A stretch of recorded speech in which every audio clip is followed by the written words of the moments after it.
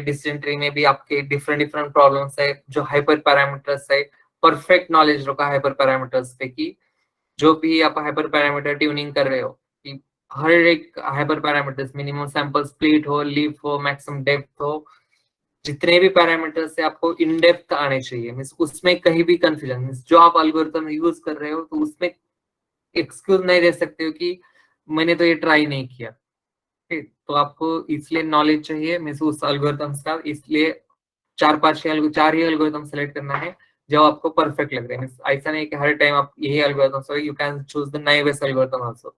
Naive base अगर text data पे है तो नाइव बेस यूज कर सकते हो, बट आप नॉर्मल डेटा पे भी आप नाइव बेस पे जा सकते हो।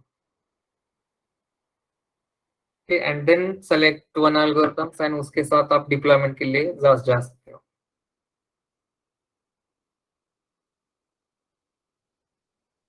ओके, तर हेच याच गोष्टी तुम्हाला एक्सप्लेन करतील ते। आणि आता उद्या मॉर्निंगला असण्यापेक्षा उद्या इव्हिनिंगला आपण सेशन अरेंज करू त्याचं।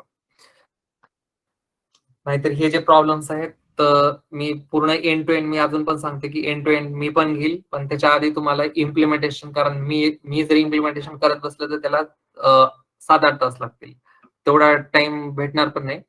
आणि इम्प्लिमेंटेशन आधी झालेलं असेल, मी पूर्ण सर्व गोष्टी रिवाइज करेल एंड टू एंड प्रोजेक्ट पर्यंत। ओके, तर आता आपण इथे स्टॉप करूया आणि उद्याच मी तुम्हाला सांगतो की उद्या जे घेणार आहेत ते किती वाजता घेतील। की आता मॉर्निंगला मला एकदा परत त्यांच्याशी कॉन्टॅक्ट करावं लागेल, तर असेल पॉसिबल तर सकाळी 7ला आज लेक्चर असेल, नसेल तर मग इव्हिनिंगला किंवा परवा दिवशी सकाळी। किंवा जे काही टॉपिक्स राहिले तुम्ही श्यामल मॅडमला सांगा की ते हे जे टॉपिक्स तुम्हाला वाटतायत की एकदा जस्ट रिवाइज करायला सांगा, हे इटरेटर, जनरेटर, डेकोरेटर्स। आता हे कसं आहे की थर्ड पर्सन येऊन सांगणं पण हे चुकीचं आहे की एवढ्या बेसिक गोष्टी तुम्ही, किंवा तुम्हाला आता मेथड ओव्हररायडिंग समजत नाही म्हणल्यास, किंवा जस्ट 5 मिनिट जरी कोणी वाचलं तरी थोडंसं समजायला पाहिजे। तर म्हणजे हे खूप इझी आहेत। तर थोडंसं तुमच्या साईडनी म्हणजे जे डाऊट्स आहेत ते ट्राय करा, आणि नसतीलच झाले तर मग तुम्ही रिक्वेस्ट करा श्यामल मॅडमला, ते घेतील। किंवा जर नसेलच अजून पॉसिबल तर मी अजून एक दुसरं कोणाला तर सांगेल ते अरेंज करायला। हे म्हणजे हे बेसिक टॉपिक पायथॉनचे, मशीन लर्निंगचं जे काही असतील ते ऍक्च्युली वी तुम्ही मला रिक्वेस्टेड डायरेक्टली, एक मिनिट, मशीन रिवाइजचा लर्निंगचं जे काही प्रश्न असतील नाहीये आणि हे टॉपिक इथलेच नाहीये। काय सीमा, रिवाइजचा प्रश्न नव्हता sir, iterator, generator, hypothesis testing, pruning हे टॉपिक स्किप केले, घेतलेलेच नाही क्लासमध्ये। इटरेटर जनरेटर तुम्हाला झालंच नाही का? नाही झालं सर, इव्हन कोणालाही विचारा क्लासमध्ये नाही घेतले मॅडमने हे टॉपिक। नाही झालं। येस,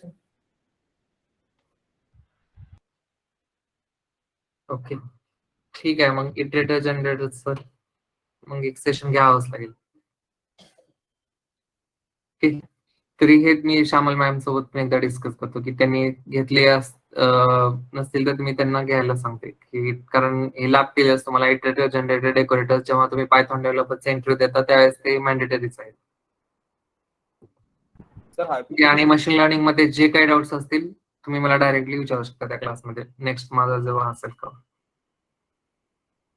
सर आपण ज्यावेळी प्रोजेक्ट करतो तो पूर्ण ओप्स कॉन्सेप्ट यूज करून प्रोजेक्ट डेव्हलप करतो ना, क्लासेस मेथड्स वगैरे यूज करून। ट्राय करतो आपण की उप्स कॉन्सेप्ट ज्यावेळेस आपण एपीआय लिहितो किंवा फंक्शन ज्यावेळेस लिहितो ना त्यावेळेस ते उप्स कॉन्सेप्टचाच यूज करायचं। कोडिंगचे स्टँडर्ड त्याच्यावरून डिसाइड होतात। जस्ट फंक्शन फंक्शन फंक्शन किती वेळ लिहिणार, फंक्शन किती फंक्शन लिहिणार, थोडस स्टँडर्ड वेने कोडिंग करायला लागतं आपल्याला। म्हणजे त्यावर विचार घेणार इम्प्लिमेंटेशन करताना एखाद्या वेळेस ठीक आहे, पण पुढच्या प्रोसेस सगळं तुम्हाला ह्याच्या थ्रूच करावे लागतील, म्हणजे उप्स कॉन्सेप्ट थ्रूच प्रिफर करावे लागतील। कारण तुमचा एनिवे दोन्हीकडून सुद्धा रिझल्ट सेमच भेटतो, जर फंक्शन यूज करताय किंवा उप्स कॉन्सेप्ट यूज करताय, दोन्ही साईडनं रिझल्ट सेम असतो। फक्त डिफरन्स हा आहे की तुमचं कोडिंग जे आहे ते कसं केलात आणि किती कोणत्या स्टँडर्डने केलात, ते पण कधी कधी इम्पॉर्टंट फॅक्टर असतो। म्हणजे ज्यावेळेस ते हे इंटरव्ह्यू मध्ये नाही होत याचा काही इम्पॅक्ट, पण ज्यावेळेस तुम्ही ऍक्च्युअल कोडिंग करता त्यावेळेस प्रिफर करू शकता की म्हणजे अशा कोडिंगला। जस्ट तुम्हाला एक्झाम्पल दाखवतो मी त्याच्यावर।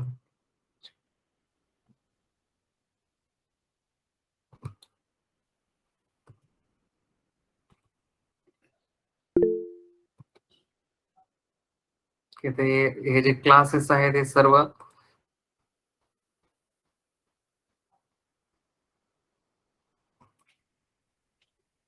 जिथे जिथे आता याचं मी हाईड केलेलं आहे, तर हे पूर्ण म्हणजे ट्राय करायचं असतं की हे पूर्ण याच्यावर बनवायचंय, म्हणजे क्लासमध्ये लिहायचंय. दॅट्स तेवढं काही दोन्हीकडे पण रिझल्ट जर तुम्ही आता इथं हा लिहिला जरी नसता तरी पण चाललं असतं, पण जर क्लासमध्ये लिहिला तर थोडंसं डिफाईन होऊन जातं की इन्फरन्स साठी आपण युज केलेलं आहे, तर ते त्याच्यामध्ये काय काय असू शकतं, कोणत्या कोणत्या गोष्टी असू शकतात.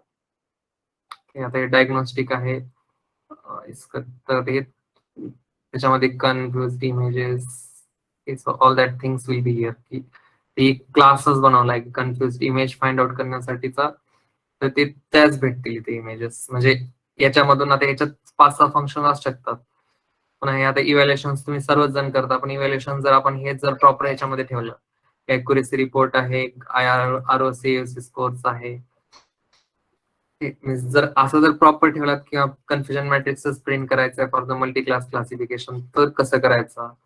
तर हे जर आता इव्हॅल्युएशनचा जर एक क्लास बनवला तर तुम्हाला ते रीड करणाऱ्याला तर थोडंसं इझी होऊन जातं. म्हणजे आता इथं जर तुम्ही रीड करायला तर क्लास एकच आहे, इन्स्टंट टेस्ट मॉडेल, देन हा image array, then accuracy report, ASC ROC score, print confusion matrix and matrix. Okay, तर एवढाच तुम्हाला आयडिया येऊन जाते की याच्यात मध्ये काय लिहिलेलं आहे. उगाच 1000 लाईनचा कोड लिहिलाय, आता इथे पण 155 लाईनचा कोड आहे, पण तुम्हाला जर इथेच बघायचं आहे फक्त की हा कन्फ्युजन मॅट्रिक्स प्रिंट कसं केलाय, you can just expand this one. Okay, तर हे म्हणजे आता नाही, हे आता हा कोड लिहिण्यासाठी कमीत कमी 2 आठवडे लागतात. म्हणजे एवढाच कोड लिहिण्यासाठी एका दिवसाचा तर कोड नाही हा. तर तसं तुम्हाला कंपनीमध्ये टाइम भेटतो, त्याचं टेन्शन नसतं कधी, की टाइम सगळ्यांनाच खूप जास्त देतात.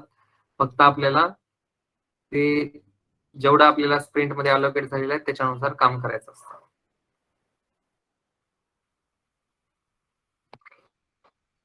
ओके, चलो, good night. Good night, sir. Thank you, sir. Good night, sir. Thank you, sir. Good night. Good night, sir. Thank you, sir. Good night.